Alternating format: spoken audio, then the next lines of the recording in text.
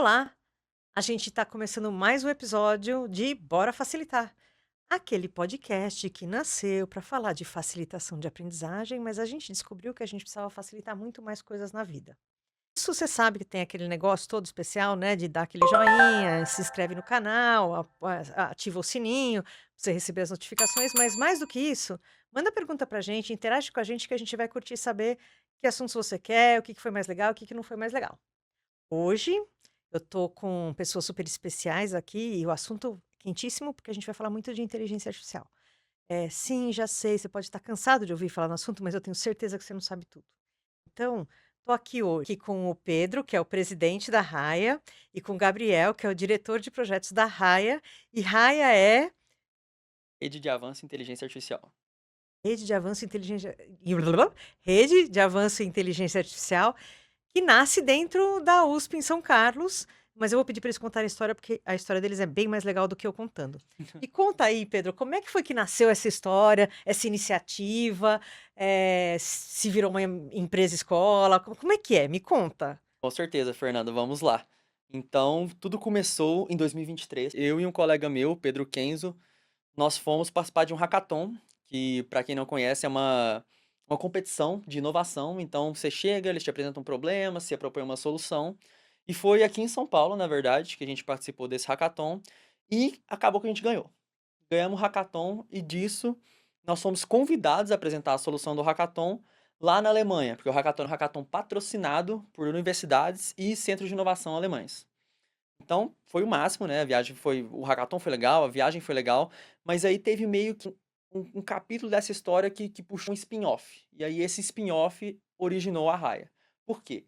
Na Alemanha, a gente conhece um grupo chamado TUM AI, que era uma iniciativa estudantil de uma faculdade alemã que chama TUM, que é a Universidade Técnica de Munique. E aí, a gente conheceu eles lá e viu que, assim, eles nasceram como um grupo estudantil, um grupo de extensão dentro da faculdade, mas foram fazendo várias iniciativas que foram movimentando ali o ecossistema de IA na Alemanha e agindo de fato como catalisador, assim. Então virou algo importante assim para o país com todo e para o cenário no campo de IA.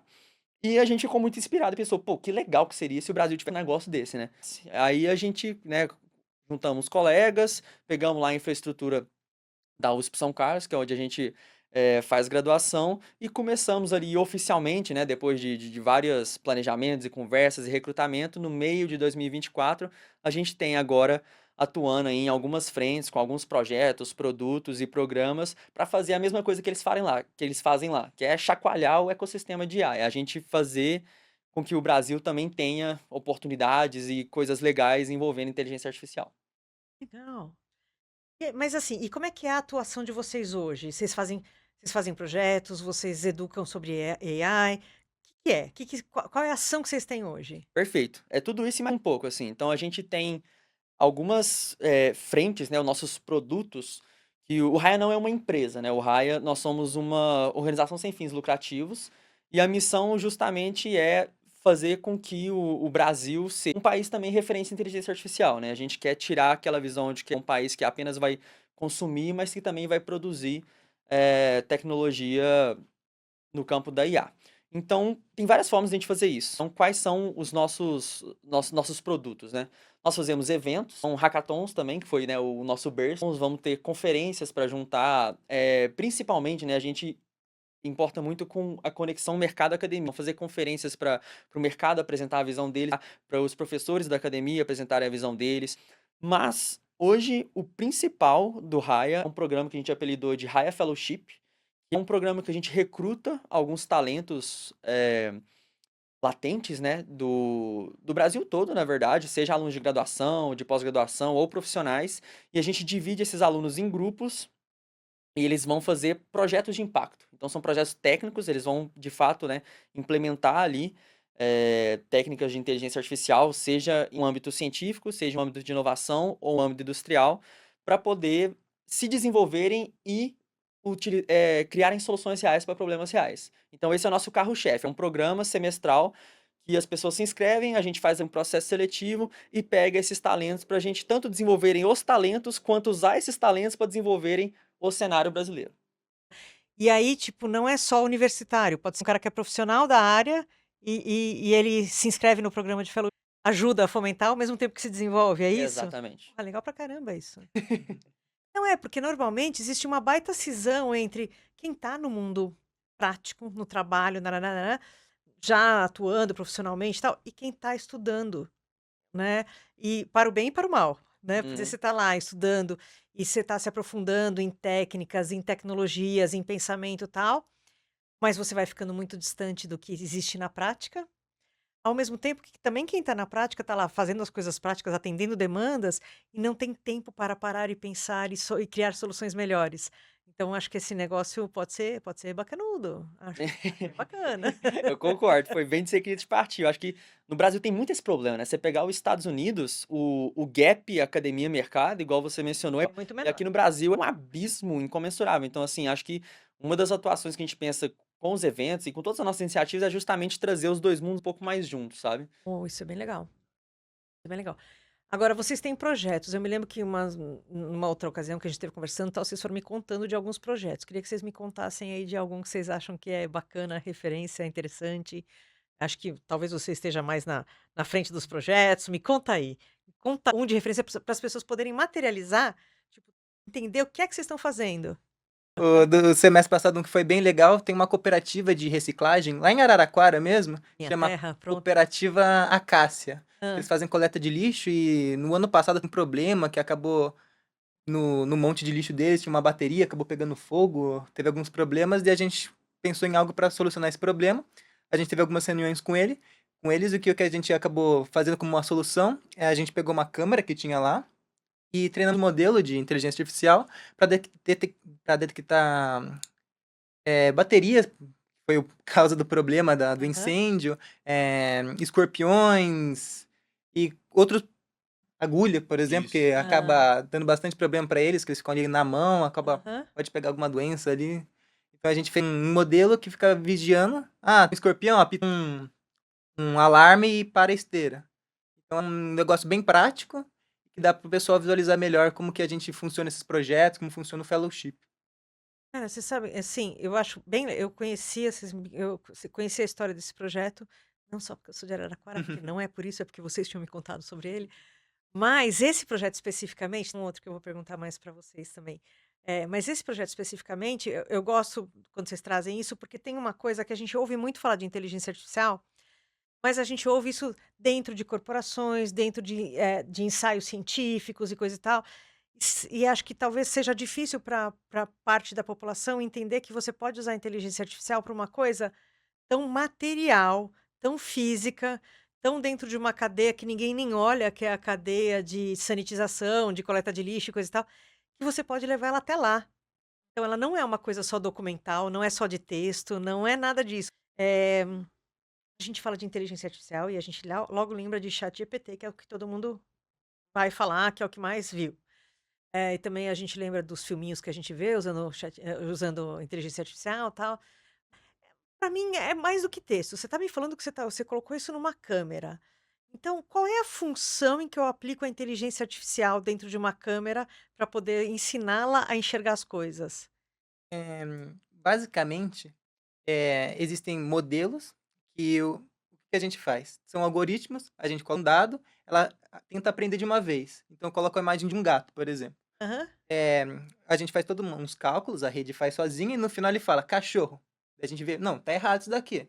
A gente volta, tentando arrumar um pouco tudo que a gente calculou. Daí passa de novo: "Tá cachorro de novo". "Putz, tá errado de novo". Daí a gente vai fazendo várias vezes, até o momento que a maioria das imagens, o cachorro é cachorro que ele falou, gato é gato que ele falou. Então a rede, o modelo ele se aprende sozinho, vamos assim dizer. mas ele enxerga o gato e o cachorro?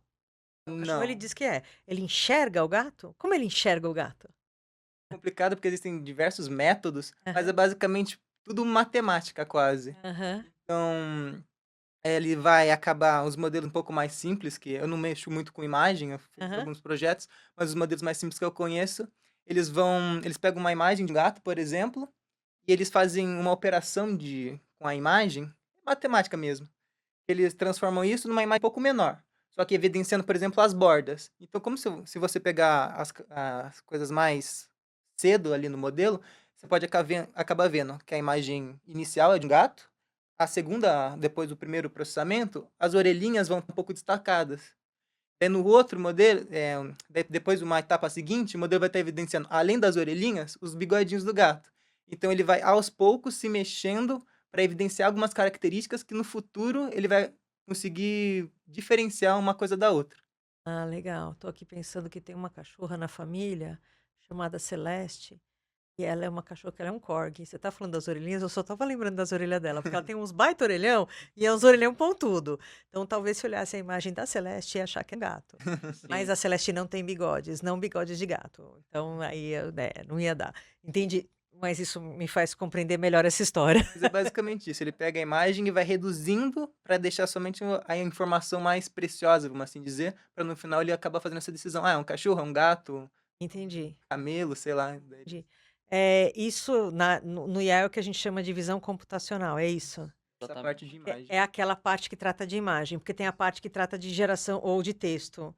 Mas tudo isso é matemática por trás, né? Porque também ele não lê, ele não compreende as coisas. É por isso que é tão importante a gente sempre estar supervisionando essa história. E aliás, se a gente fosse falar assim, olha, para o uso de IA hoje na humanidade, de forma para leigos, quais são as coisas que a gente tem que cuidar no uso de IA? Nossa, são incontáveis, assim. Eu acho que é uma ferramenta que tem muito potencial, né? Acho que todo mundo que já usou o ChatGPT viu que é muito impressionante tudo Uhum. que ele faz. Mas tem que tomar muito cuidado em muitas frentes, assim. São várias dimensões éticas que a gente tem que se antenar, tanto quem faz IA quanto quem usa IA. Então, assim, por exemplo, né, para um gancho do que você tinha mencionado agora há pouco. Ah, tem um cachorrinho que é um corgi que, tipo, poderia achar que é um gato. E de fato pode. Os modelos eles erram, né? Então, o que que acontece? Eles são operações matemáticas que analisam padrões. Então eles vão descobrir um padrão, por exemplo, né, igual o Gabriel comentou, orelhinhas ali, e aí a gente vai punindo, né, tipo, se ele chega e fala, essa orelhinha aqui, tipo, ele pensa, né, a orelhinha ali é de gato, pensa, faz a conta. Orelhinha é de gato, aí chega lá, é um cachorro, a gente fala, não. Aí ele se ajusta os valores que estão no modelo até acertar que, na verdade, aquilo ali é cachorro. Só que isso é para exemplificar, porque, na verdade, nós não sabemos hoje em dia qual padrão que os modelos enxergam. Existem algumas técnicas que estão sendo desenvolvidas para a gente entender, tipo, um campo que chama interpretabilidade de modelos ou explicabilidade de modelos, que é para a gente entender o que que levou o modelo a tomar essa decisão. Então, por exemplo, a gente mostrou a foto de um gato. Aí o modelo chegou e falou, um gato. A gente, legal, ele acertou, mas por quê? A gente não sabe o que o modelo Fez ele o que concluir que fez era um ele gato. decidir que é um gato. E é por isso que a gente fala que esses modelos modernos, né, que são assim formidáveis, mas eles são caixas pretas, a gente não sabe como eles funcionam. Então isso já traz toda uma carga, né, de responsabilidade de quem os desenvolve. Então a falta de interpretabilidade de modelos, talvez para decidir se é um gato ou se é um cachorro, não importa tanto. Agora, você tem paciente no hospital, um médico está ali sendo assistido por uma inteligência artificial, ele vira e fala que o paciente tem tal doença, é imprescindível que o modelo fale para o médico por que que ele achou que é isso, né? Então, ou o médico tem que verificar se é aquilo mesmo, ou então o modelo tem que cuspir para ele e o médico tem que validar. Porque se o modelo só falar, a gente não saber o fluxo de pensamento, né? O que que levou o modelo a tomar aquela decisão, a gente está correndo risco muito sério, porque esses modelos, eles alucinam, né? Que a gente brinca. Então, assim, eles podem tomar uma decisão que não tem nada a ver com nada. Então, para deixar isso um pouco mais claro, um case que eu acho maravilhoso, que é assim, eles estavam treinando modelo para detectar câncer de pele. Então, tinha uns tumores nas pessoas, né? Algumas manchinhas assim, umas pintas, né? Maiores, outras menores. E aí eles tiravam uma foto e colocavam, e deram para o modelo ver se aquela mancha ia ser algo maligno, né, com câncer, por exemplo, ou algo benigno. Só que olha só o cuidado que a gente tem que ter com os dados, né? Nos tumores maiores, o pessoal colocava uma régua para medir o tamanho do tumor. E aí a régua saía na foto. Então eles foram usar uma dessas técnicas para tentar interpretar o modelo e eles descobriram que não é que o modelo estava, tipo, vendo o tipo do tumor, a cor do tumor, ou alguma coisa assim para ver se ele era danoso, maligno ou não. Ele estava separando fotos que tinham régua do mal, fotos que não tinham régua, benigno. Então, se você pega um tumor que era benigno e coloca uma régua, o modelo vai falar do mal, porque tem a régua. Então, ele aprendeu a discriminar os dados pela régua e não pelo tumor em si. Então, a gente ainda não tem controle do que o modelo está analisando. Por isso que é tão perigoso, por isso tem que tomar muito cuidado. Isso é só uma das dimensões, mas existem incontáveis. É genial e, assim, eu vou só chamar atenção para uma coisa que quando você fala assim, a gente não sabe, não é a gente não sabe porque eles estão na graduação. É a gente não, é a gente e todo mundo que está lidando com IA. A É a humanidade não sabe, humanidade, ninguém não sabe. sabe. Não, não. Não, é só para deixar claro, porque eu acho que isso é uma coisa super importante. É, e você me traz um outro assunto, né? Porque quando você trouxe a questão médica, por exemplo, de diagnóstico, vou usar o exemplo médico, mas isso obviamente serve para tantas outras coisas, né? A supervisão humana é fundamental.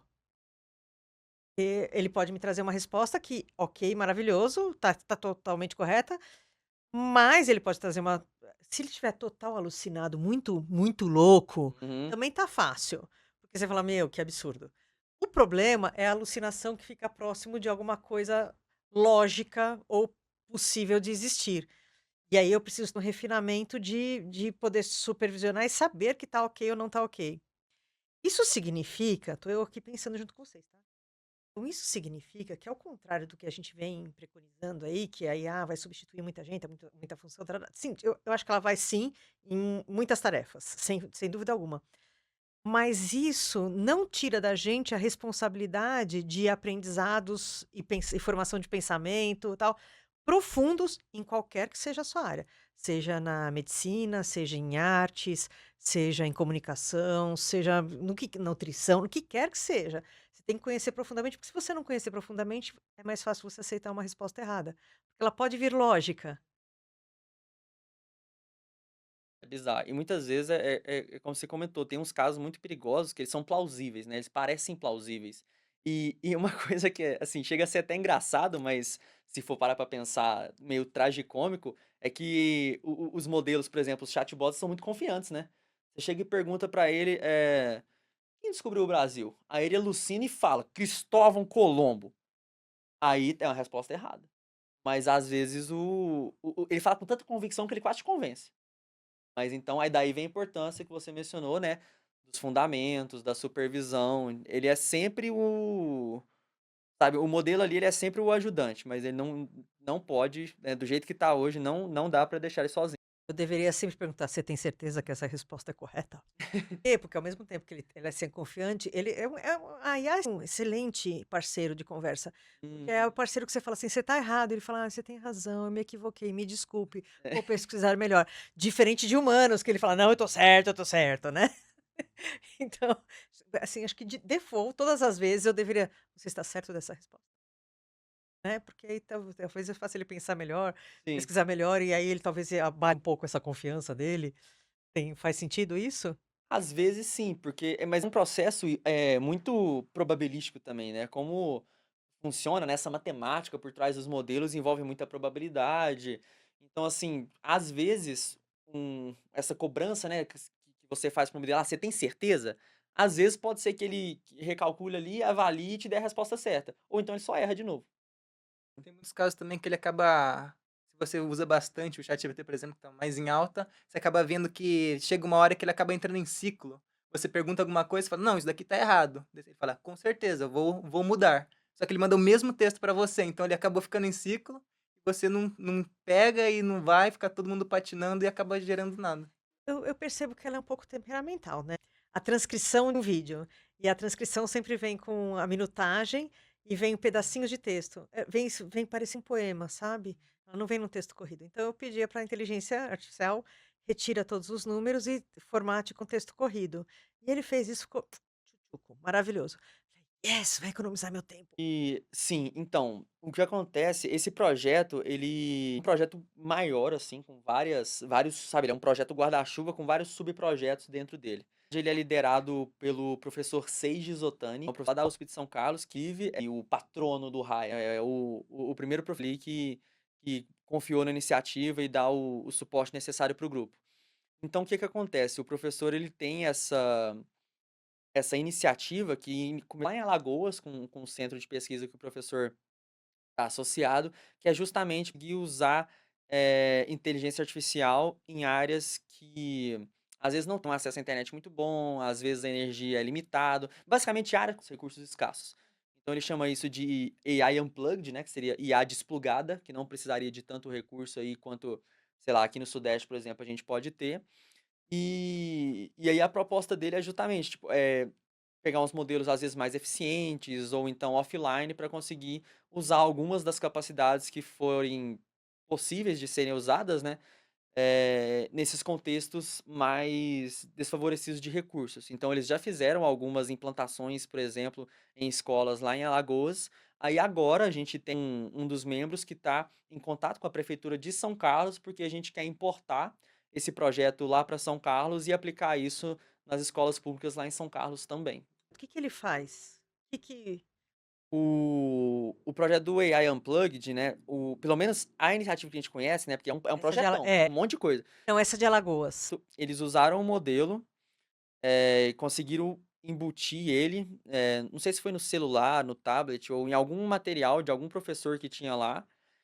E aí, como estava local, não precisava de ficar pegando internet para usar. Ele estava Aham. meio que ali, isolado. Tudo que ele precisava estava ali. Aham. E aí ele usava para pegar redações, Hã. e aí ele transcrevia as redações dos alunos, chamava atenção a alguns pontos talvez de erros, de sugestões ou de possíveis melhorias, e aí o professor poderia meio que dar uma segunda passada, ou então só dele transcrever já facilitava para o professor na leitura. Então é um facilitador, né, um substituto, mas um facilitador do trabalho do professor para corrigir redações. Se eu não me engano, existia também alguma coisa relacionada a, por exemplo, correção de questões e tudo mais, mas a IA na educação já tem sido usada em vários contextos. Então, redação, questão, material.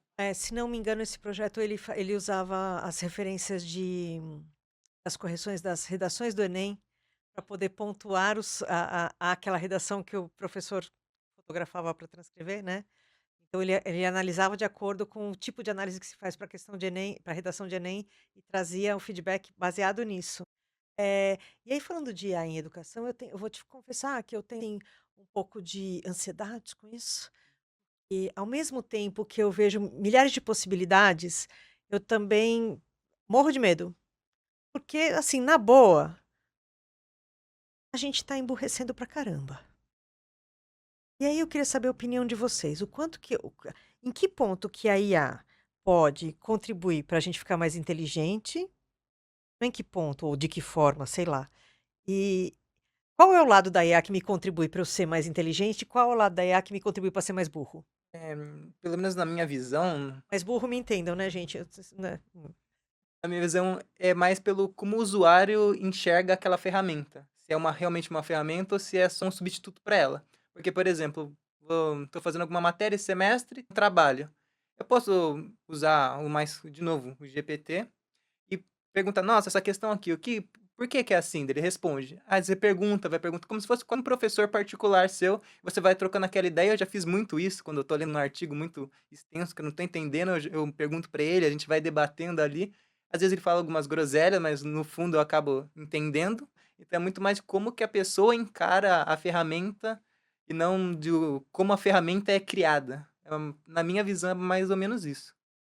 E assim, pensando na nossa população brasileira,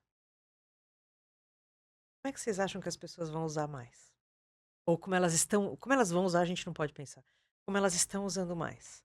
Elas estão usando mais no Ctrl C, Ctrl V, ou elas estão usando mais para debater e pensar como é que vocês acham? Qual a percepção de vocês? E é uma percepção, entendendo que isso não é juízo de valor, né? Uhum. Na minha percepção é realmente mais nesse copia e cola, porque às vezes você tá na faculdade ou na escola realmente, e tem um monte de matéria que você não gosta. Você só quer passar aquilo lá o mais rápido possível. Então, às vezes, se fosse uma matéria que você gostava, por exemplo, na escola eu gostava bastante de matemática e física. Então, se fosse uma questão disso, eu poderia, na época, se existisse, acabar debatendo com ele. Ah, vou ter que jogar no GPT, copia e cola e já foi. Então, eu creio que hoje em dia o pessoal está usando mesmo mais como Ctrl+C, Ctrl+V, mas por conta de como a educação é feita. A pessoa não gosta, ela é obrigada a fazer aquela matéria, é obrigada a estudar aquilo, então ela quer acabar o mais rápido possível com aquela tarefa chata. Então, ela usa mais. Aí eu vou fazer uma outra provocação para vocês. Como é que vocês acham o que que vocês acham que poderia, o que deveria mudar na educação, nos modelos que a gente tem hoje, para a gente ter menos essa situação. Vocês estão lá fresquinho nisso, eu já passei um tempo desse lugar aí, ó. O modelo de ensino já mesmo antes da IA, já tem várias pessoas que entendem do assunto que poderiam haver mudança. Então, o pessoal fala de, às vezes, um modelo de ensino mais orientado a projetos, talvez menos expositivo. E algo que está muito em alta é sobre modelos de ensino personalizados, porque cada pessoa aprende de um jeito diferente. Então, o debate sobre o modelo da educação já é algo quente, né? Principalmente num país como o nosso, que infelizmente deixa muito a desejar. A IA chegando é um mar de oportunidades, um mar de perigos ao mesmo tempo. É uma ferramenta muito poderosa, muito poderosa. Então, assim, tem oportunidades inimagináveis, mas, como diria um tio meu, com grandes poderes, grandes responsabilidades. Eu acho que a gente primeiro é aceitar que as coisas são como são. Eu acho que para resolver qualquer problema é primeiro aceitar que ele existe. Então, igual o Merlin falou, e eu concordo 100% com ele, querendo ou não, assim, o uso padrão de IA vai ser esse. Por exemplo, o chatbots vai ser o Ctrl+C, Ctrl+V ali. Quando você tá curioso, que você quer pesquisar mais, aí você vai perguntando e debatendo com ele, é uma coisa maravilhosa. Então, primeiro, eu acho que, assim, os professores, ou seja lá quem tiver responsável por algum curso ou alguma iniciativa de educação, eles têm que, primeiro, aceitar que isso existe e que vai ser usado, tá aí. A gente Então, colou desde sempre. pois é, agora tá mais fácil ainda. Então, assim, acho que tem que aceitar e aí tem que ir moldando, assim, usando a parte boa dessa ferramenta. Então, por exemplo, algo que é muito bom é você personalizar o uso, né? Então, você pega, às vezes você consegue fazer um ajuste fino, que a gente chama no modelo, para a gente poder adaptar a forma como ele está explicando para a forma como você aprende. Então, isso já é interessante. Aí, outra coisa, né? Formas de avaliação. Não dá mais para você pedir, sei lá, manda um exercício, aí o aluno responde de tal forma e manda em casa. Isso deixa brecha para o aluno, infelizmente, ali driblar a avaliação. Então a gente tem que adaptar. Tá, então vamos fazer um projeto prático aqui, que o aluno vai chegar e vai apresentar. Então, tipo, se ele ter que falar, a gente sabe que não foi o modelo. A gente sabe que ele tá entendendo o que ele tá falando. Então, assim, isso são alguns exemplos só, né? Algumas instâncias, mas assim, várias mudanças em vários aspectos precisam ser feitas para tanto para não deixar com que as pessoas usem isso de forma equivocada, que as prejudique, mas também para usar, porque é uma oportunidade, é uma ferramenta muito boa. Então, para usar isso, para as pessoas aprenderem mais e melhor. Primeiro, a gente já tem ferramentas que identificam plágio, né? Que identificam se você usou IA ou não, Sim. tal. Então eu vejo que tem um esforço para garantir que o aluno não tenha utilizado a IA para responder à prova. Mas eu fico achando que esse esforço é esforço burro, porque é inevitável, assim como era inevitável colar, né?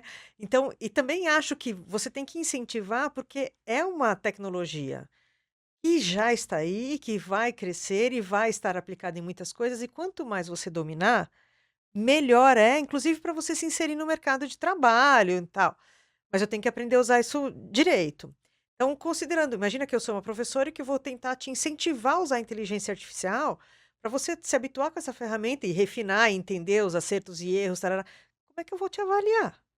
Mas o que eles poderiam fazer é inserir um pouco mais de porquês nas perguntas. Então, em vez de eles perguntarem alguma questão, o que que aconteceu aqui? E você só escreve a resposta final, poderia fazer várias questões, quebrar essa única questão em 4, 5, no qual você vai ter que escrever sobre todo o processo de pensamento que você tem que ter para chegar na resposta final. Como quase fosse uma prova de matemática, que o professor fala, eu quero as contas, não quero só o resultado final. Então, pelo menos, se o aluno está usando a ferramenta para responder todas aquelas questões, ele vai pelo menos pensar, passa por todo o fluxo de aprendizado, todo o fluxo de pensamento para chegar na resposta final. Então, às vezes, só o ler, adaptar e reescrever já vai estar ajudando um pouco na aprendizagem, não só o Ctrl+C, Ctrl+V no final. Eu fiz exatas no colégio, então, tipo, matemática, física, química, para mim era ok, né? Não era super, química não era super ok, mas enfim. Mas era ok. Na verdade, você treina o caminho de pensamento lógico, né? Eu acho que fazer exatas me ajudou nisso. E eu só fiz exatas porque eu sabia que na minha carreira eu faria alguma coisa de biológicas ou de humanas, jamais faria algo de exatas. E por que então eu escolhi exatas no colégio? Porque sim, os meus colegas que iriam concorrer comigo no vestibular seriam pessoas de humanas ou de biológicas. Logo, eles não saberiam matemática. Onde eu poderia matá-los? Na matemática. Então foi isso que eu fui fazer. Mas, Estratégia de guerra. total, total. Assim, eu tenho poucos recursos, como é que eu vou usar esses recursos? E eu me lembro que eu cheguei numa faculdade de humanas e eu tinha estatística como matéria. Cara, e os meus colegas, eles não conseguiam compreender a lógica da matemática. E estatística em humanas, em comunicação, era muito básico. Era quase mais ou menos vezes dividir, sabe? Tipo, era bem isso. E, cara, era uma coisa ridícula mesmo. Para mim era ridículo. E eu vi que as pessoas tinham dificuldade. E as pessoas sabiam disso e eu fui estudar na véspera de uma prova com um amigo para ajudá-lo com a história. Estudei, tarará. Chegou na prova. A prova era duas questões. Primeira, demonstre a fórmula. Segundo, aplique a fórmula, né? Tipo, tinha uma situação, tal, taranã, taranã, e eu errei um sinal na demonstração de fórmula. E óbvio, quando eu apliquei, deu o resultado errado. Eu me lembro que quando teve a correção, meu professor me chamou, ele falou: Fernanda, é o seguinte, o resultado da sua prova seria 0. Só que eu sei o que foi que aconteceu. Você errou nesse sinal aqui, um erro acontece. Mas eu sei que você sabe o caminho. E aí, cara, ele falou assim: vou deixar no meio do caminho, eu vou te dar metade da nota, ok? E esse ok, né, só pôde essa história só pôde acontecer porque ele deu uma questão que era: "Me explica como você faz e aplica". Então você tem que demonstrar o seu saber. E ainda que eu tivesse errado num determinado sinal, ele conhecia o aluno, ele podia avaliar e falar: "Não, você sabia, você foi de fato um equívoco besta". Então fazer essa coisa dos porquês, e do demonstrar pensamento, eu acho que é uma coisa muito bacana. Eu sinto que talvez alguns professores hoje não tenham preparação para avaliar uma resposta assim, né, incrivelmente. Por quê? Porque esses professores também vêm do sistema educacional que já estava mais, decadente e tal, mas eu acho que é esse o caminho que eu tenho que fazer mesmo, né. E talvez usa para você experimentar alguma coisa e me diga o que você achou, como foi sua experiência. Talvez o meu tipo de questionamento tenha que ir para um outro lugar, né. Mas eu soube também que eu não sei se era você ou se era o outro Pedro, enfim, que me conta que quando vai estudar e vai pedir alguma coisa para o ChatGPT, pede para ele não responder. Ah, Me sim. conta, porque eu acho que essa é uma dica, fica ligado na dica, essa é uma dica que eu acho espetacular, porque é a dica que pode fazer a gente ficar mais inteligente. Essa dica é espetacular. Tipo assim, ela é como usar a ferramenta da forma correta. Então, dando os créditos à pessoa, quem contou, né, foi o Alonso, o João Pedro Alonso. Então, salve Alonso. Atualmente ele é o diretor de marketing lá do Raia. E o Alonso, o que que ele fez? Ele estava estudando para uma entrevista de emprego. É. E nas entrevistas de emprego, né, acho que varia de área para área, mas para nós da computação, as entrevistas de emprego muitas vezes envolvem resolver algum problema ali na hora. Então eles dão problema de programação, você resolve, eles pedem para você, eh, sabe, codar, a gente fala, né, pede para você programar um certo exercício ali, e você tem que fazer na hora. Então a gente costuma pegar umas questões, um padrão de questões que cai em entrevistas e estudar para chegar bem preparado. Então, o que que o Alonso fazia? O Alonso chegava, pedia, ele fala: "Ó, faz uma questão de entrevista de emprego para mim, pra tal empresa que eu tô prestando, mas não me conta a resposta". Aí o modelo dava a pergunta, e o Alonso pensava. Se o Alonso soubesse responder, perfeito, próxima pergunta. Se o Alonso não soubesse responder, ele pedia: "Faz o primeiro passo da resolução, mas para por aí". Aí o modelo ia lá, ele dava o primeiro passo pra ele, aí o Alonso desbloqueava, ele pensava: "Ah, tá, então começa assim, deixa eu pensar agora como é que eu faço". Então ele forçava o modelo a não entregar tudo, justamente para ele construir o conhecimento. Então, ao invés de ficar armazenado no computador, o Alonso conseguia absorver o conhecimento também. Então é assim, né, existem vários exemplos, mas esse é um que eu acho sensacional e, assim, funciona, né, o nosso caso foi entrevistas de emprego para área de computação e programação, mas para lista de matemática, para questões abertas de qualquer, matéria de humanas, de biológicas, enfim, é completamente aplicável. Então é um caso de uso muito bom. Genial, quando ele me contou, eu achei genial. Tipo, me responde, mas não responde. É, exato. Me fala o caminho, mas não me É, fala no que eu tenho que pensar, mas não me dá só resposta. aponta, só Só aponta. aponta a direção? Achei genial, porque é muito tentador você querer a resposta direto, né. Uhum. Ainda que você vá ler, estudar, pensar, enfim, é muito tentador você ter isso, e é muito tentador você aceitar essa resposta como primeira. e como correta, né. Eu vou fazer uma pergunta que eu deveria ter começado com ela. Então fazer assim, volta. Eh, imagina que eu sou a sua avó com a sua avó não teria essa idade, mas enfim, mas uma senhora de 85 anos de idade, e que vive no campo. Me explica o que que é inteligência artificial. E aí, vai lá. Quem vai? Quem vai? Quem vai? Quem vai? Me explica o que que é, como é que ela faz, do que se trata? Tá. Primeiro, se tiver alguma ideia aí, você pode me cortar à Você vontade. quer que tá precisando pegar o ChatGPT? Dar o primeiro passo? Ele é muito bom para explicar coisas de maneira diferente. Então, se você fizer uma pergunta pro ChatGPT e não entender a resposta, você pode perguntar para ele exatamente da forma como você perguntou pra gente. Então, assim, explique para uma criança de 5 anos, ou explique para uma pessoa de 85 anos. Perdão.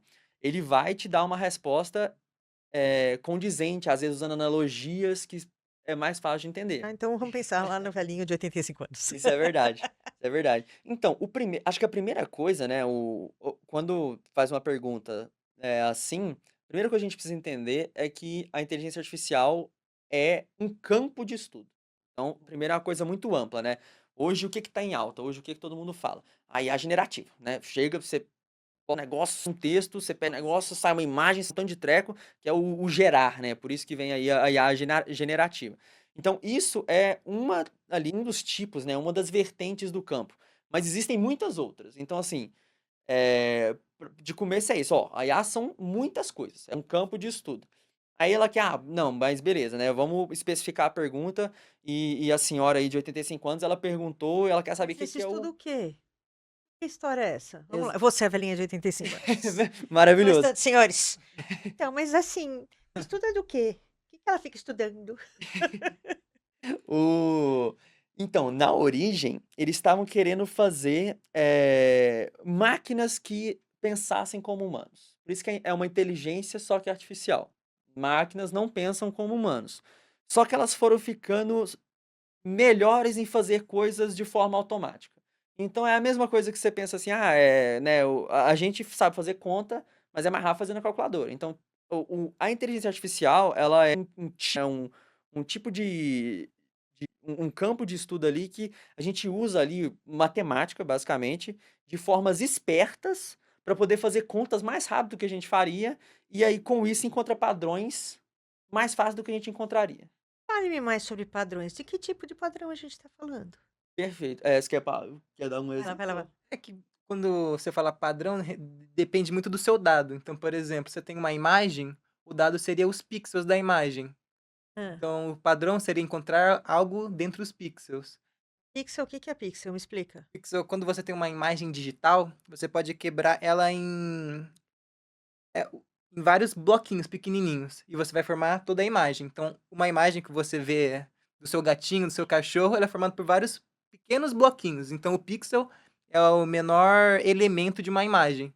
Tanto que se você for numa televisão muito grande, se você chegar bem perto, você acaba vendo. Quando a gente chega bem perto, entendi. E aí ele enxerga padrões, é isso? Isso. Mas a gente também identifica padrão. Porque Sim. assim, ó, eu conheço umas pessoas aí no mundo, eu já assim, olha pra cara daquele lá e falo assim, aquele ali.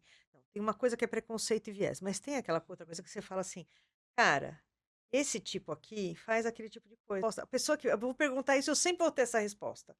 É disso que a gente tá falando? De certa forma, a capacidade de reconhecer padrões, né, do ser humano é uma coisa que permite a gente ser o que a gente é, né, que facilita muito a nossa vida, né. Então, tem, muito pesquisador, né, neurocientista até brinca que o cérebro é uma máquina-zona superpotente de identificar padrões.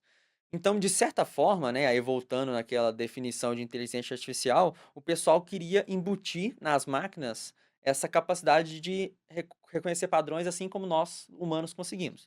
Até agora, sim, tem umas coisas que são hiper úteis. São tão boas quanto a gente? Não, ainda não. Vai ser algum dia? Ninguém sabe. Mas os padrões, como o Merlin comentou, acho que depende muito. Então, assim, eu falei de uma forma geral, né? Inteligência artificial hoje são modelos que identificam padrões. Beleza, mas tipo, vamos pegar um caso, por exemplo, no projeto que a gente comentou, da coleta seletiva da Acácia. Um padrão, por exemplo, a bateria de notebook é um quadrado, um retangular, né, dependendo. Aí, tipo, o padrão vai ser, ele vai identificar aquela forma quadrada. Então, aí ela consegue aprender, né, ela vai mudando os numerozinhos que tem dentro dela lá, como se fosse computadorzinho mesmo. E aí ela fala, beleza, isso aqui bate com quadrado, isso aqui não bate com quadrado. Então ela começa a identificar aquilo ali. Você pegar um modelo de linguagem, a gente fala que o modelo de linguagem faz é prever a próxima palavra. Então ele pega toda os que a gente chama de dado de treinamento, que é o que a gente coloca no modelo para ele ajustar os numerozinhos dele, que é o que a gente fala que é aprender, né? Aprender é isso, é ajustar os numerozinhos do modelo para identificar o padrão de forma melhor. Então, o que acontece num texto? O modelo ele usa estatística e probabilidade, tá? E a importância da matéria, né? Que até curso de humanas tem estatística e probabilidade para poder prever a próxima palavra. Então, se você chega para o modelo e escreve, por exemplo, um modelo rudimentar, né? Na primeira fase de treinamento dele, você escreve olá, o modelo vai tentar prever o que vem depois do olá. Aí, se você olhar na internet, as palavras que mais tem depois do olá é tudo bem. Então o modelo ele vai completar. Você coloca o olá, o modelo vai chegar e vai falar, tudo bem. Mas aí depois o pessoal vai fazendo mais iterações por cima e deixando o modelo mais parecido com a gente, perdão, com o assistente virtual. Então você chega e fala olá para ele, aí ele já aprendeu que na verdade o que ele deve responder, então a maior probabilidade dele responder é olá de volta. Ele vira um robozinho que quer te atender. Um modelo de linguagem é um padrão de texto. Quais palavras normalmente estão juntas? É basicamente isso. Aquilo que a gente faz com as pessoas que a gente já sabe o que a pessoa vai falar. Isso. A pessoa falou assim, tudo bem? Aí você já sabe que significa tá mais ou menos, e aí ele vai começar a contar uma história. Mas aí ele trabalha com um conjunto muito maior de dados, né? Exatamente. E muito mais gente do que apenas aquela pessoa. É Exatamente. isso. É isso. E eu fiquei com uma curiosidade aqui, que a gente falou, você usou como exemplo a história da bateria, né? Se é algo retangular, mas uma caixa de leite também é. Como é que ele diferencia um do outro? Então, você tem que fornecer mais dados, de mais baterias, de mais coisas para ele aprender. Tanto que nos estágios iniciais desse projeto, mesmo meu amigo que eu moro junto, dele até me chamou no quarto e falou assim: olha aqui o que tá acontecendo. Daí ele colocou, sei lá, uma camiseta preta retangular e falou assim: daqui é uma bateria. Daí tava escrito lá, bateria. Como tinha poucos dados naquele início, tudo que é um retângulo preto Ele entendia que é era uma uma bateria. bateria. Só que daí a gente foi melhorando, coletando mais dados, colocando mais dados para ele ver, para ele conseguir ver melhor o que era aquele padrão, o que não era, para diferenciar. Tem mais detalhes para falar assim, o padrão. Padrão não é só um retângulo preto. Um retângulo preto que tem outra dimensão e que tem uma cor, que tem brilho, sei lá. Enfim, mais informação. Agora tá ficando mais claro. E eu tenho estudado bastante disso também. E não é simples. Mas é que não passa muito pela cabeça da gente. Quando a gente usa um computador, quando a gente nasceu usando computador, é meio óbvio como é que ele funciona e tal, mas você não fica pensando no mecanismo que está por trás e está tudo bem. Quando você é um pouco mais velho, você pensa porque você não fazia isso antes. Você não consegue compreender como é que mudou de um lugar para o outro. E a gente vai tendo ondas assim, né? Eu queria falar de uma outra coisa, ainda voltada para a educação, porque eu lembro que quando eu comecei a estudar essas histórias, lembro de ter conversado com uma pessoa que ela fazia fora do Brasil, e como a maior parte da literatura dela, que ela tinha que ler, era em inglês, e ela, ok, é fluente em inglês, mas não é a língua nativa dela. Ela falava, meu, talvez eu não consiga compreender completamente. Então ela começou a usar os GPTs da vida para poder entender, saber se ela estava entendendo corretamente o texto, né? Só que isso deu para ela um avançar no entendimento das coisas. Então ela começou a conversar mais, fazer essa coisa do, mas me explica se é isso, não é aquilo, tarará, tarará. E ela começou a debater mais sobre os textos. E aí ela ganhou um prêmio por ser tipo, uma melhor aluna, blá blá blá. E ela começou a se questionar se aquele prêmio era válido. Porque ela estava usando a inteligência artificial. E se ela estava roubando no jogo? Eu achei muito interessante ela perguntar sobre isso, porque não é porque ela estava fazendo um Ctrl+C, Ctrl+V, não é porque ela estava copiando e colando, mas porque ela acelerou o caminho de pensamento, porque ela tinha com quem discutir sobre aquele assunto. Uhum. E os nativos de língua inglesa, eles não tinham essa necessidade, porque para eles era fácil a interpretação do texto. Ou eles não tinham percebido que eles poderiam aprofundar nisso. E aí eu fiquei pensando nisso, né? Será que esse prêmio era justo? Excelente. Eu acho, assim, isso é um debate, né? É um debate. Mas eu acho que o Você mais tem uma. importante é justamente ter o debate. Então essa pessoa que você comentou, não a conheço, mas eu aplaudo ela justamente por ela, porque assim, ela ter questionado eu acho que é o mais importante nesse momento que a gente tá agora, que é onde as coisas, a gente tá entendendo como o mundo tá se transformando com a inteligência artificial. Eu tenho uma opinião sobre esse caso, mas você quer complementar? Claro. No meu caso, eu acredito que para ela é totalmente válido, porque ela não está simplesmente copiando e colando, ela está angariando algum conhecimento. E também, quando a gente chegou aqui, a gente estava discutindo ali, conversando, comendo alguma coisinha, você falou da diagramação, de usar o Photoshop ou não, que a pessoa não tem a veia artística, ela só sabe usar a ferramenta.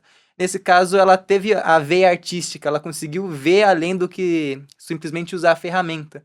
Então, para mim, nesse caso, é totalmente válido, porque ela conseguiu fazer um produto artístico bom, ela teve uma boa entrega e, além disso, foi mais rápido. Então, para mim, foi completamente útil e válido, todo o pesar dela. Você não consegue falar que o trabalho de uma pessoa que ela fez no Photoshop não é dela, simplesmente porque ela usou uma ferramenta. Aham. Então, nesse caso, vendo a IA como uma ferramenta e não simplesmente um Ctrl+C, Ctrl+V, para mim é totalmente válido o prêmio. Ela foi uma boa aluna, ela merecia o prêmio.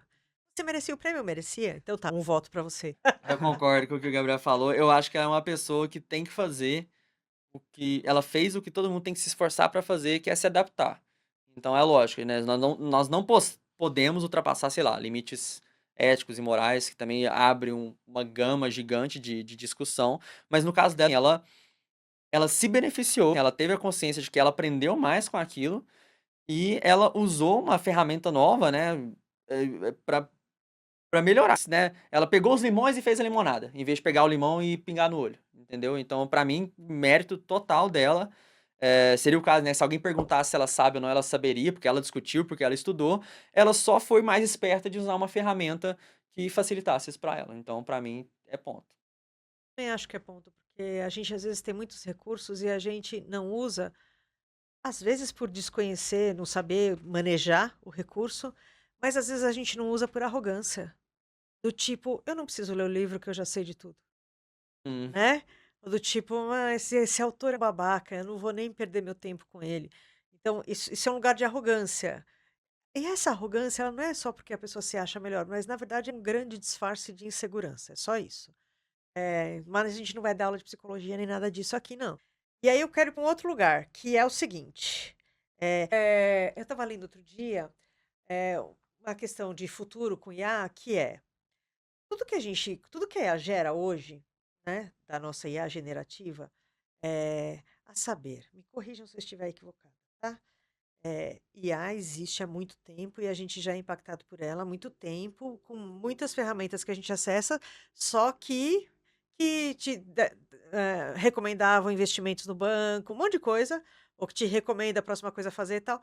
E o que a gente está vendo, que a gente está achando que é revolucionário, é o que a gente chama de IA generativa, que é quando réis mortais, a gente passa a gerar alguma coisa com isso. Eu peço para escrever um texto, para resumir uma coisa. Eu peço, eu mando, ele faz. Eu mando, ele gera uma resposta para mim. Era isso? Tá certo isso que eu falei? Ou tá muito louco? aí. Bom. Aí, pensando nisso, que ela gera com base em todos os dados que ela coleta. Que estão aí, na internet, estão no mundo, está aí disponível. Bem, se eu parar de pensar e só ficar fazendo coisas a partir da IA que gera alguma coisa para mim, ela vai estar sempre usando essa base de dados que existe, certo? Se eu não gerar, se eu, enquanto humano, não gerar coisas novas, pensamentos novos, ideias novas, ou criar coisas novas, ali na frente, ela ainda vai estar gerando com base nos mesmos dados de hoje? Eu fiz uma pergunta, ela deu uma resposta. Essa resposta tem em algum lugar. Ela vira um novo dado para ser consultado, certo? Ali na frente, se eu não alimentar tudo que tem na rede com criação inédita, nova, o pensamento novo, darará, ela vai continuar buscando nesses mesmos dados que já foram reutilizados muitas vezes. Ela vai continuar sendo inteligente. Hum. É que nessa questão, quando você disse que você faz a pergunta para ela e ela gera a resposta, ela não se retroalimenta. Quando você cria um chat no GPT ou no Gemini, que é do Google, enfim, você cria o chat, você pergunta para ela gera um texto, faz alguma coisa, uma imagem, um som, e ali acabou. Ela não se retroalimenta com isso. Mas eu publico aquele texto que ela me deu e esse texto vai ficar na internet. Ela vai se alimentar disso, não vai? Agora você me pegou no pulo. Yes! Yes! Yes! Hum. É uma. Porque essa pra mim é uma questão existencial. Sim, mas eu ia falar exatamente isso. Tipo, é uma questão meio assim, né? Será que, por enquanto, eu acho que, pelo menos do meu ciclo, assim, das pessoas que a gente conhece, que a gente acompanha, Ainda acredita-se que é uma impressão minha, tá, uma percepção pessoal, mas acredita-se que o ser humano ainda é o único capaz de criação, né, de inovação, de coisas inéditas. Se a gente perder a agência humana, né, a capacidade de agir ali, de criar coisas, vai virar um bolo, um loop que no final não vai chegar a lugar nenhum. E eu acho tipo, não façam isso, sabe, não deixem a IA, não sejam fantoches, né, de IA sendo controlado por marionetes ali que a gente nem sabe, exatamente como funcionam ainda. Então, existe um conceito, né, que é o human in the loop, ou o humano dentro do loop, né, sempre tem a participação ativa lá dentro, não seja apenas um espectador. Mas eu também sou obrigado, né, apesar de eu concordar com tudo isso que eu acabei de falar, eu sou obrigado também a trazer o outro lado que existem pessoas também que argumentam, isso são linhas de pesquisa ativas, que pode ser que a inteligência artificial não crie coisas novas. Mas ela não só pode facilitar a gente a descobrir coisas novas, tipo acelerar a ciência, acelerar, processos de engenharia e etcétera, mas como também ela pode saber coisas que a gente não sabe e a gente pode usar ela para descobrir isso ou para criar isso. Então, existem pessoas que falam que assim, vamos pensar agora, né, o que que é por exemplo, ChatGPT? Ele pegou todo o conhecimento da internet, que é basicamente, tipo assim, uma grande porcentagem de todo o conhecimento humano, as coisas espertas e as bobagens também, né? Tudo ali no meio, e ela cria correlações com esses dados, com esse conhecimento. Então, algumas pessoas acreditam, e estão sendo feitos testes para isso, que se você souber fazer a pergunta certa para esse oráculo misterioso, que a gente não sabe como funciona, ele pode cuspir alguma informação que parece ser inédita, mas que na verdade a gente só não tinha percebido antes. Bem na borda e olhando e tentando entender para onde que vai. Eu ainda acho que, assim, não sejam passivos, né? Façam coisas. Eu acho que o humano é o dotado de criatividade, de gerar arte. Mas pode ser que a IA seja um aliado nisso, mas a gente não sabe, sabe? Então tem que continuar a investigação, tá? E a importância de debater, de discutir, de questionar, igual a moça fez, porque nunca é tão fácil. Nunca é tão fácil a gente falar que é ou não é. Sempre envolve um universo de possibilidades e incertezas. Eu acho isso genial, porque a gente está falando de uma coisa que é baseada em matemática e que, teoricamente, 2 mais 2 é sempre 4. No mundo probabilístico já E é. não é bem assim, não é mesmo? Uhum. Então é bem interessante, porque inclusive nem a matemática é exatamente exata e nem sempre 2 mais 2 é igual a 4, fato. Na calculadora sempre será, mas a depender do que você tá, que 2 é esse, que 2 é o outro, a resposta pode ser diferente. E eu trago isso porque são questões que eu acredito que com esta evolução tecnológica, que não é exclusivamente de IA, mas a evolução tecnológica, e a gente pode falar de biotecnologia, que é avançada por IA, mas existe a biotecnologia sem IA, enfim, tantas evoluções que a gente tem, e que parece que, poxa, uma máquina consegue identificar padrões muito mais rápido do que eu, um volume de dados muito maior do que eu, e consegue dar respostas mais precisas em função disso, e óbvio, com supervisão e tudo mais, começa a parecer que eu começo a ser um ser inútil, né? Então você começa a olhar para isso e começa a dar uma certa aflição, pensando, não vão mais precisar de mim. Essa é a discussão que todo mundo fala, vai perder um monte de posto de trabalho, e tal. Vai. Mas como toda outra evolução tecnológica que a gente teve, não é que vai perder esse, vai abrir outro. O que pode acontecer no momento, especificamente com a inteligência artificial, é que muito provavelmente não serão, como sempre foi, os postos mais da base que serão perdidos, serão postos medianos.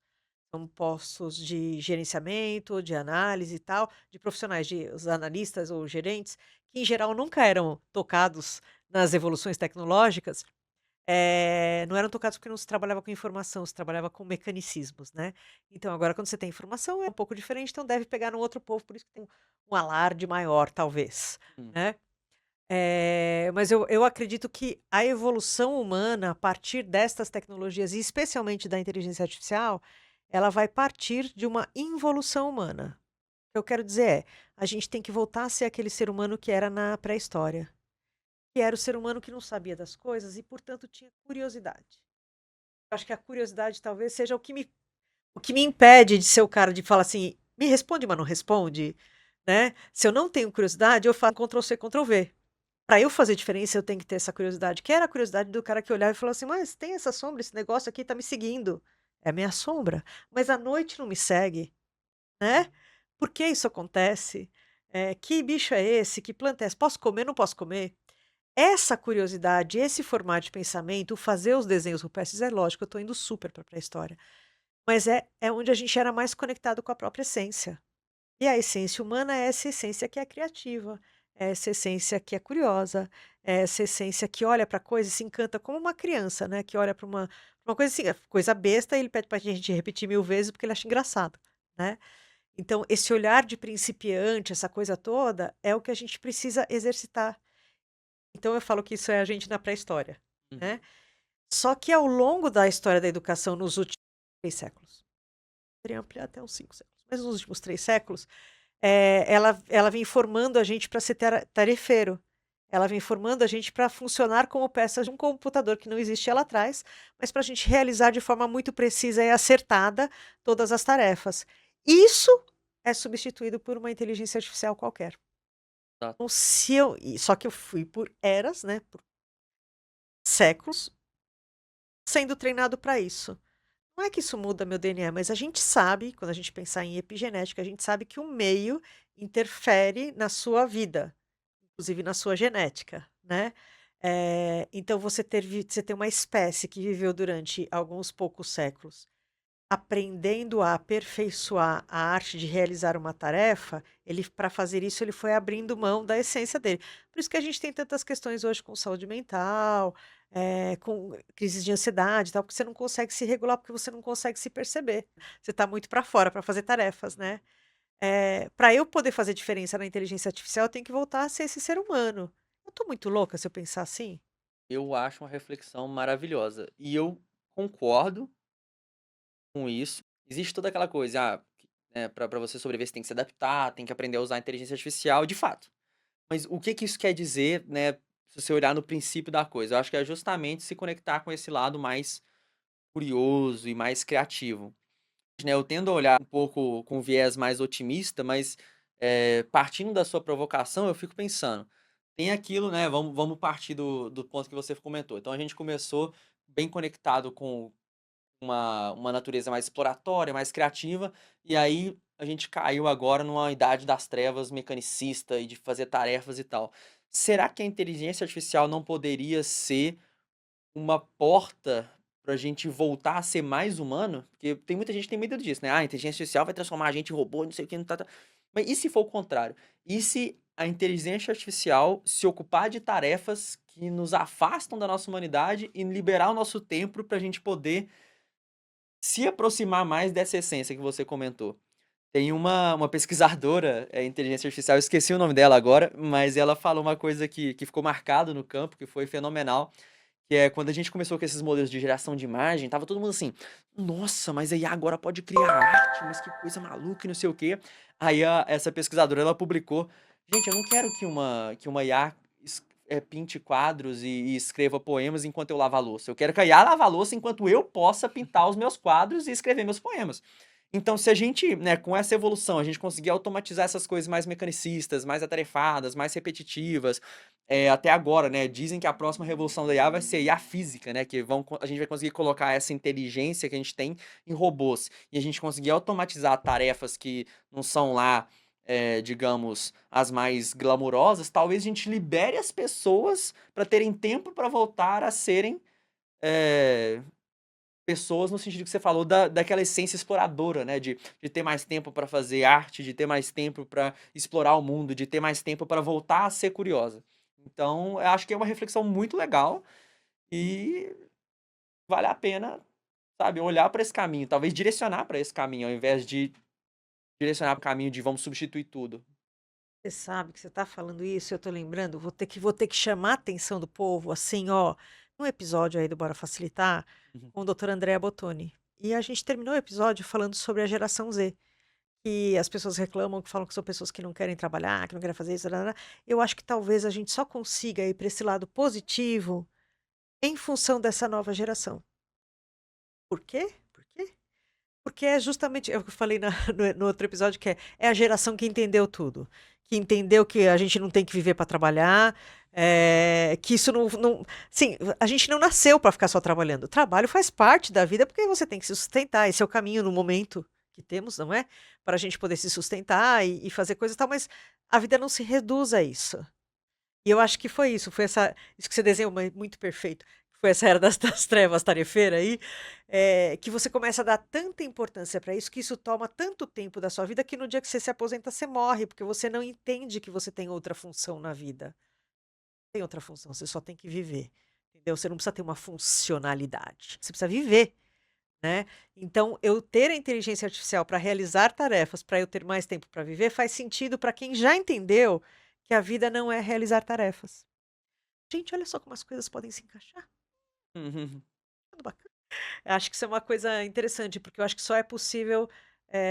Talvez tenha aí um grande arquiteto no mundo, sei lá, o universo, o cosmos, sei lá como é que a gente pode chamar isso. Mas eu acho que essa coisa acontece nesse momento em que é possível eu ter essa virada positiva, sim.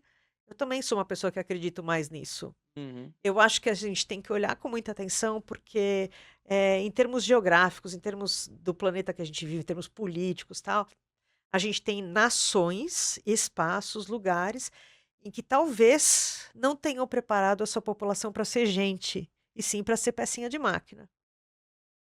O Brasil está nisso? Não sei. Mas tem tantos outros países que sim, e tem países que são, como eu costumo dizer, existe Dinamarca, mas existe Congo. Em um e outro tem 500 tons de cinza. Então, a gente tem lugares onde a política, o modo de viver, o modo de funcionar, tal, impulsiona as pessoas para serem só fazedoras. E elas, inclusive, sendo tão fazedor, a pessoa não tem tempo de pensar em si, muito menos de criar, de fazer arte e tudo mais, né? Então, talvez seja isso que a gente tem que começar a olhar para o mundo e talvez a própria inteligência artificial ajude a gente a começar a mostrar isso, né? Tá sobrando tempo, você faz o que com isso? Assim, olha, se eu não colocar mais arte aí para dentro, se eu não criar mais nada de novo, ela vai ficar muito louca nesse looping. Aí ela não vai mais me dar resposta boa. Talvez a Sim. gente tenha que olhar para isso. Talvez sim. Assim, digo algo que eu acho, né, uma opinião pessoal, acho que a IA vem muito pra dar escolha, pra dar oportunidade. Então, assim, é até interessante, né, que o nome do podcast é Bora Facilitar, eu acho que a IA vem pra facilitar. E aí, o que você faz com esse tempo, eu acho que é a beleza do ser humano, né, acho que a liberdade é a beleza do ser humano. Então, assim, eu não tô dizendo aqui que todo mundo precisa ser artista, eu tô dizendo que tem que ter arte, porque a arte é uma coisa maravilhosa, mas, assim, não tô dizendo que todo mundo tem que ter artista. Se você quiser continuar assim, né, o fazer e aí entra em outras discussões, né, tipo, o que é trabalho, o que é propósito da vida, o que é isso, o que é aquilo, tipo, vira uma coisa muito complexa, mas assim, eu acho que a IA vem pra, tipo assim, te permitir fazer o que você quiser, seja isso o que for. Se for arte, beleza, se você quiser continuar fazendo e trabalhando, seja lá o que trabalho significar pra você, que seja, mas eu concordo, de fato, assim, acho que se a gente pensar, né, ter esse lado otimista e trabalhar pra isso, acho que tem potencial pra ser positivo, tendo todas as ressalvas. Sim, sim.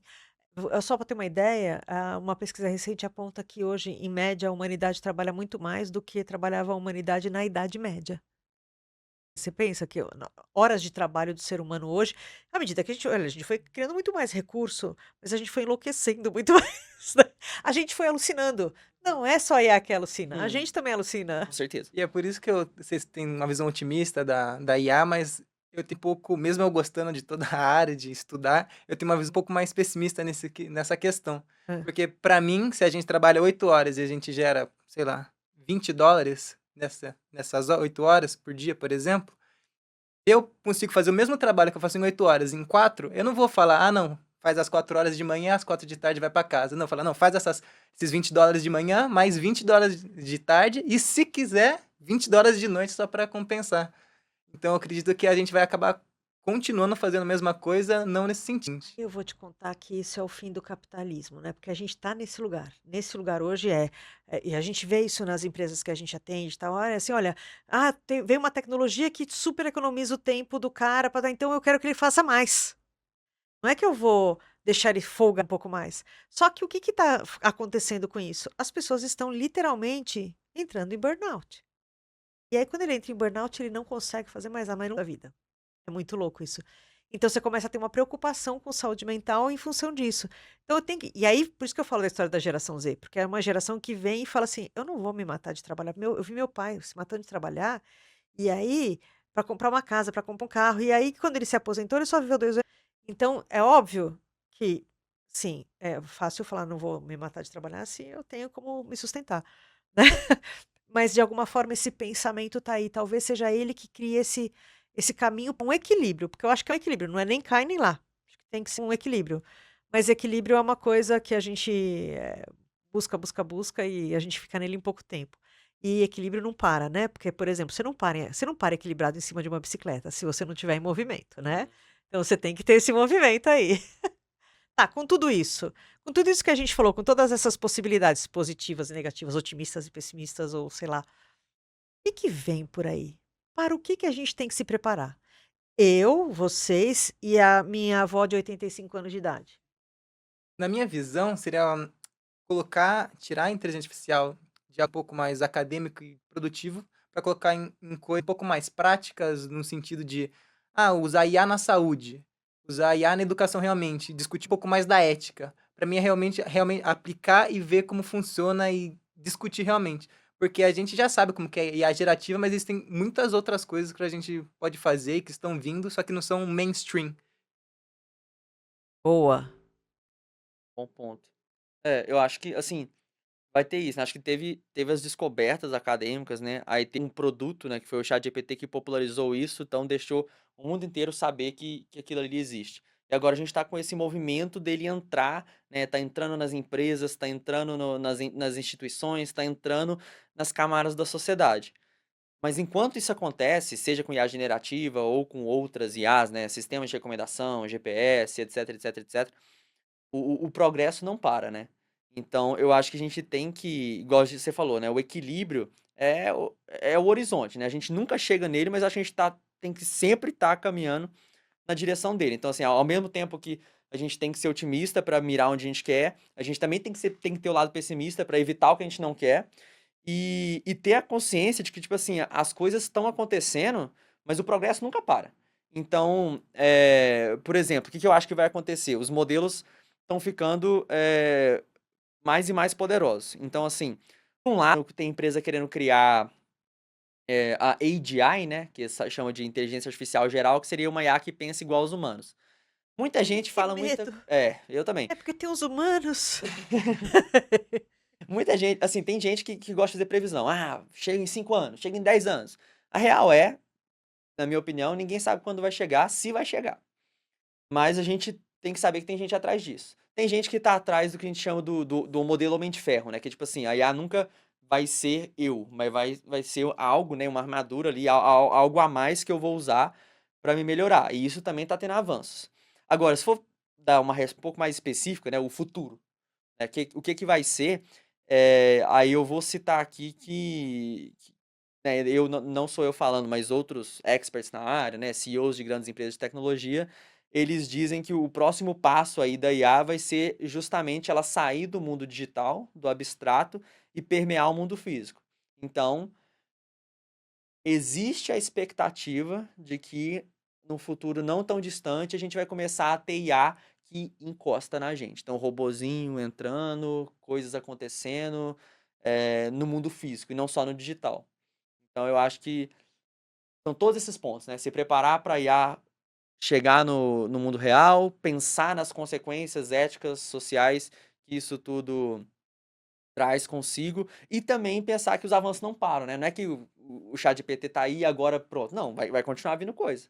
E agora vão invadir, né, até o mundo físico. Então, é empolgante, mas com cautela. Para mim é empolgante e assustador ao mesmo tempo. Então será que eu vou ter aquele robô para lavar a louça para mim?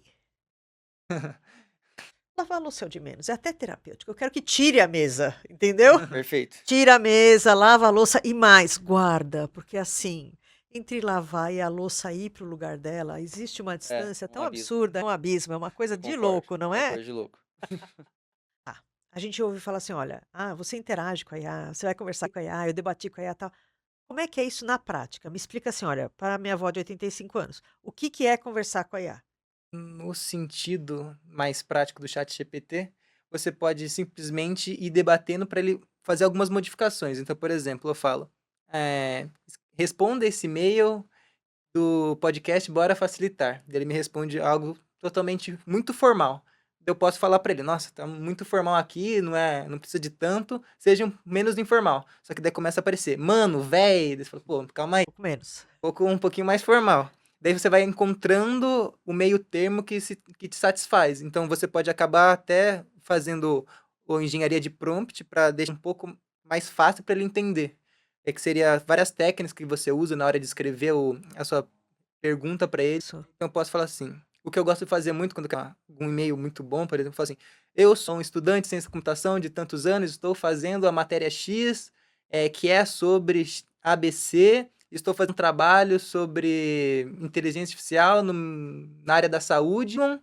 Escrevo um e-mail para o professor e vai fazendo. Então, descrevo todo quem eu sou, qual é o meu projeto, qual o intuito, e falo, faça isso de tal maneira. Então, você construir, fazer todo esse passo a passo para ele fica bem mais fácil. E eu preciso usar algum termo técnico para falar com a inteligência artificial? Ou ela entende de qualquer jeito? Ou fica melhor se eu usar o termo técnico ou não? Mas eu nunca cheguei a estudar a fundo essa parte dos prompts, mas eu creio que, pelo menos o que funciona para mim, eu falando de qualquer forma, ele acaba acatando e vai indo. A única coisa é que às vezes eu falo, não faça tal coisa. Ele vai lá e faz, eu coloco em caixa alta, não faça, e daí ele acaba acatando. Então, às vezes, é mais vai e volta até uma hora que Aí você. ele chegar a uma resposta ideal.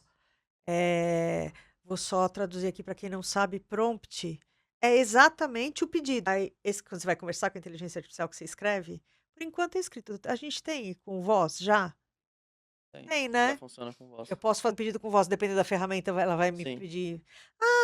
Tá, não, é. Fiquei pensando no telefone quando a gente liga para o banco, que ele fala: você quer falar de crédito? Fale crédito. Você quer falar de cobrança? Fale cobrança. Mas aí não é inteligência artificial, é uma outra coisa. Mas é próximo. É, então, nesse lugar que a gente escreve para pedir, é o que a gente chama de prompt. Então, o que você está me dizendo é que quanto mais detalhado for o pedido, a pessoa vai entender melhor, a inteligência artificial vai ser mais inteligente se eu detalhar o pedido. É isso que você está me dizendo. E eu posso escrever, eu que não entendo nada de tecnologia, nem nada de termo técnico, eu posso lá escrever na minha forma e ele vai responder. É sobre dar um contexto. Se for em Entendi. contexto, costuma facilitar bastante para a resposta ser, bom, da maneira que você espera que seja, o que possa te ajudar. E o contexto pode ser tanto, como o Gabriel explicou, né, você explicando quem você é, para que que você precisa e tudo mais, mas também você pode fornecer um contexto externo, né, que é, por exemplo, anexar um PDF, anexar algum arquivo que ele consegue, dependendo da ferramenta, né, o ChatGPT, por exemplo, ele consegue usar a informação que está ali naquele documento para gerar a resposta. Então, existe ainda esse mundo de você trazer coisas externas para o modelo analisar e Então ele usar. eu posso pegar um arquivo PDF de um livro, por exemplo, sei lá, um livro sobre a história do Brasil. Eu subo lá e aí eu pergunto para ele assim: você pode me dizer em que ano foi que aconteceu a Revolução? Não lembro qual. E quais foram os resultados disso naquela época? Eu posso fazer isso usando este livro? Sim. Se existem algumas ressalvas que no o tamanho do, do que você escreve para o modelo, né, que é o seu prompt, o tamanho do seu prompt, ele é limitado. Então existe um certo tamanho que a gente chama de janela de contexto. E se ultrapassar aquilo lá, as coisas não vão funcionar. Hoje os modelos têm uma janela de contexto muito grandes. Alguns modelos mais, outros modelos menos. Então tem modelos que aguentam você para o livro inteiro para ele e ele responde com base naquilo. De novo, não é perfeito. Não confie cegamente na resposta. Sempre Boa. é bom verificar. Mas sim, dá pra fazer. Dá pra fazer esse tipo de coisa. Assim, eu acho que o melhor é, como o Gabriel comentou, fornece um contexto para ele. Você tá fazendo uma pergunta, mas qual que é o contexto daquela pergunta? Dá uma explicadinha para ele que normalmente ele consegue te dar uma resposta que faça mais sentido. Como igual ele falou, você tem que meio que ler o documento para saber do que tá falando e saber de onde veio aquela informação, porque ele simplesmente pode pegar da base dele e escrever para você sem ter passado por aquele filtro. Mas Aham. então é bom você ter aquela noção inicial, mas consegue fazer isso livremente. Legal. Essa é uma boa forma de estudar. Eu conheço pessoas que pegam assuntos, temas e falam: "Me formule perguntas para eu estudar". Porque afinal das contas a pessoa vai fazer um vestibular, que é uma prova, e vai ver perguntas, tem que saber responder. E aí pensar em tipos de perguntas que podem vir te ajuda a pensar no tema. Então, dar esse comando de formule perguntas sobre tal assunto ou sobre este material que eu subi e tal, pode ajudar pra caramba, né. Legal isso. E Uhum. também é bom para no contexto de estudos, realmente da universidade, você aprender o formalismo do professor, porque às vezes você aprende via livro, via vídeo no YouTube e o jeito do professor é diferente. Então você escreve tudo certo na prova e o professor fala: "Não ensinei assim, zero". Então você pode acabar. Professores, parem com essa porcaria. É, que Eu essa ia falar outra doideira. coisa, mas parem com essa porcaria, porque sim, eu vivi isso no MBA e eu tinha um professor que ele queria que a gente não escrevesse o nome dos conceitos. Ele queria que a gente explicasse os conceitos. Ele queria saber se você entendeu. Então ele pedia para dar um caso, pra você, e ele queria que você usasse os conceitos que você aprendeu para explicar a história. Lindo, aprendi a fazer prova com ele. Caramba, legal. Próximo semestre, evolução da mesma matéria, o professor queria que você minha primeira prova que eu fiz com o cara, eu tirei 2. Falei: "Eu escrevi tudo isso, eu sabia o que eu estava escrevendo ali e tal". E ele anotou na prova, quando eu recebi a prova, ele anotou as palavras que eu não escrevi, que eram os nomes dos conceitos. E eu estava acostumada a fazer uma prova que o cara, ele não quer, e esse quer. Me conta, me fala que você quer que eu fale o nome das porra dos conceitos, pô. Mas assim, para com isso é ego. Mas fato é que eu tenho que entender também a linha acadêmica de cada professor e quanto mais eu avanço na educação, mais isso é importante. E nos meios acadêmicos, ou científicos, isso é importante. Eh, porque tem controvérsia sobre o tema, mas enfim. Mas isso é importante, a gente assim, na verdade, no mundo a gente tem que saber se portar em situações e lugares diferentes. Então são línguas diferentes. Não vou chegar e falar assim: "Aí, mano, tá ligado, tarará", mas eu faço isso É, não, com a pessoa errada, não dá bom, dá ruim. É que eu tenho a liberdade poética da velhice. Você é louca, perfeito. tudo bem, É um teatro, né, cada situação requer uma máscara. exatamente. Mas voltando rapidamente àquela história dos padrões, essa dica que o Gabriel deu de colocar os slides do professor, é uma dica de ouro, porque é o seguinte, mesmo que o professor seja razoável, não seja essas maluquice de ego, assim, você entendeu a forma como o professor perguntaria, facilita você responder a pergunta na prova de maneira mais fácil. E aí, onde que entra a parte da inteligência artificial que é mais impressionante ainda do que simplesmente formular as perguntas? É que ela consegue entender o padrão que o professor usa para escrever. Então, as palavras que o professor usa, a forma que ele pergunta. Então, né, como o Gabriel mencionou, só reforçando, ele vai criar perguntas que não só são perguntas sobre o conteúdo, mas também traz a forma que o professor apresenta aquele conteúdo. Então é um tipo de filtro que ele faz que nenhuma outra coisa fazia até agora. É. Isso é genial, porque a gente está falando, a gente está pensando em professor, né, eu tô aqui pensando em tantos outros onde mais isso seria aplicado, tá. Então, por exemplo, se eu faço uma pesquisa com pessoas, e eu tenho o focus group e as pessoas estão respondendo coisas, né, ele consegue identificar padrões de comportamento dessas pessoas. Sim, Isso que você está me falando, ele está identificando o padrão de comportamento do pensamento desse professor. É a mesma coisa para pessoas. O quanto isso pode ajudar a gente a refinar criação de produto, tratamento para a pessoa, personalização de coisas, tal. Então, exato. isso é genial. É. É genial, mas lembrando que sempre existe um limite, né, até existe até uma discussão muito quente, há pouco tempo atrás que, tipo assim, os modelos de linguagem, né, eles enxergam o mundo através de palavras, somente. Você sair do comportamento para o pensamento, para a linguagem que a pessoa escreve, é um caminho longo. Então, assim, eu até trabalhei com isso um tempo na pesquisa, a linguagem ela reflete nossos pensamentos até certo ponto. Então, o comportamento da escrita, os padrões da linguagem que os professores ou seja lá quem for usa, o modelo captura e é sensacional, é genial, é maravilhoso. Mas a gente também tem que sempre lembrar o contraste negativo, né, o que que ele não captura, porque também tem essa parte. E aí vem a maravilha da ciência, né, a gente descobrir onde que tá esse limite aí pra Você acabou de falar de cada cenário uma máscara. Então, é, para eu falar uma coisa, isso já passou por filtro. sim. E de eu falar para eu escrever, vai passar por outro filtro. Então, como ele está captando o que eu escrevi, É, ele perdeu 2 filtros aí. Ele captura um padrão de comportamento e coisa e tal, de pensamento, né, mas sem 2 filtros, pelo menos, isso. né. Muito legal. Queria saber onde vocês querem chegar com a Raia. Vocês imaginam a Raia aí na frente? Meu Deus, essa pergunta vai render horas, mas eu vou sintetizar. Cara, então, o Raya, né, eu mencionei de onde a gente veio, qual que é a nossa origem, né? Mas temos sonhos, né? Grandes sonhos aí, grandes ambições, porque a gente acredita no potencial do brasileiro aqui, né? A gente vê, né? Até quando a gente vai pra fora, que assim, nós somos um povo que consegue fazer muito com pouco. Então imagina o que que a gente consegue fazer com muito, né? Porque se com pouco já é um monte de coisa.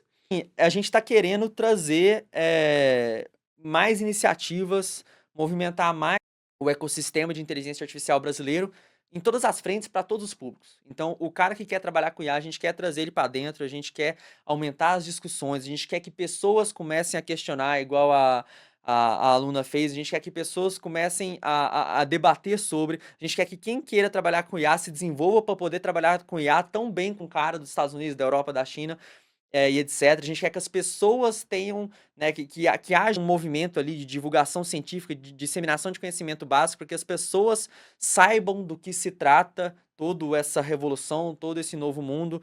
Então, que a gente quer levar aí o país ao protagonismo da IA, né? A gente quer entrar nas grandes discussões, não só porque a gente acha que a gente tem capacidade para isso, e parece que está faltando só algo centralizador, algo que invista de fato nisso, né? E aí, mas também para que não só, né, o Brasil para fora, mas o Brasil para dentro também as coisas melhorem, porque né, a gente conversou aqui, tem tanto potencial e também tanto perigo que a gente precisa que as pessoas saibam o que está acontecendo para a gente evitar os perigos e aproveitar o potencial. Então imagina um tutor de IA que personaliza o conhecimento para alguém que está numa escola pública que não tem recurso. Imagina um IA que ajuda um médico a fazer um diagnóstico. Imagina um IA que facilita a vida da pessoa para ela poder ter mais tempo para encontrar o seu propósito, a sua essência. Então a gente enxergou que tem essa loucura, né, essa coisa que a gente adora, que a gente tá, né, apaixonado por investigar e estudar, que é a inteligência artificial, e a gente tá vendo em muitos lugares do mundo as pessoas aproveitando e falando sobre, e juntando pessoas que transformem isso em soluções, pessoas que conversem sobre isso, e aí a gente resolveu tomar a iniciativa de fazer isso aqui também. Então a gente quer o grupo cada vez maior, incluindo cada vez mais pessoas de todos os tipos, né? Desde gente que só quer saber do que se trata, até pessoa que quer trabalhar com isso pro resto da vida, para justamente a- virar esse efeito cascata, né? Uma coisa leva a outra, que leva a outra, e no final, assim, parece que a possibilidade do impacto positivo é muito grande. E aí a gente quer puxar para esse lado e não para o lado que é perigoso, que a população fica ignorante e só passivamente assistindo as coisas acontecerem. A gente quer transformar o brasileiro num agente da mudança e não só alguém que está indo com as coisas que estão. Sabe, quando você está no metrô de São Paulo, o pessoal te leva? A gente não Aham. quer que isso aconteça. Então, é mais ou menos isso, né? Então, fica o momento do merchandising, né? Siga Instagram, Vai LinkedIn do lá. Raya. Qual é a sua me fala, me dá os contatos aí. Perfeitamente. Então, Instagram é grupo.raia, @grupo.raia. No LinkedIn é Raia, Rede de Avanço em Inteligência Artificial. E também tem o nosso site, que é gruporaia.vercel.app, que é o que a gente está usando para hospedar no momento, mas é como se fosse um site comum.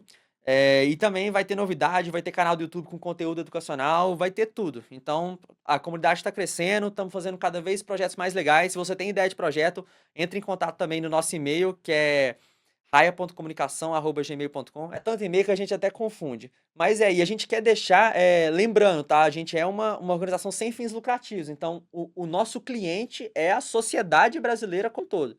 Então, a gente quer que a organização seja perene, né? Que dure um tempo, justamente para a gente conseguir aí impactar positivamente cada vez mais, né? Então, fiquem ligados que o futuro brilha. Vamos que vamos. Acho genial, acho que foi uma sorte enorme eu ter conhecido vocês, Nossa, a sorte é toda foi nossa. Que honra! sensacional. A honra é nossa. E eu desejo, na real, é que muitas outras iniciativas, em tantas outras áreas, se inspirem nesse tipo de ação, para poder criar iniciativas para a gente, de fato, sair desse lugar de espectador, de ai, tadinho do povo brasileiro, não tem recurso, né, e a gente criar esse caminho. Eu acho que a gente pode ter isso em tantas outras áreas, Sim. né? E se a gente criar instituições que pensem, né, que o retorno seja para a sociedade brasileira como todo, e na verdade brasileira ela vai impactar no mundo, mas que a gente pense na comunidade, né, no comum, no todo, acho que a gente consegue endireitar o nosso caminho e ter resultados fantásticos. Eu queria super agradecer vocês pela disponibilidade e pela presença.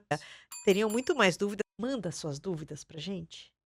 Manda suas perguntas. Então escreve aí pra gente trazer eles de novo e a gente responder as perguntas de vocês. Que tal? Gente, se inscreve no canal, ativa o sininho para você ter notícias de quando a gente lança episódios novos. Mas mais que tudo, se comunica com a gente para a gente saber o que você quer, para a gente tentar facilitar o caminho do saber até você. Obrigada e até o próximo.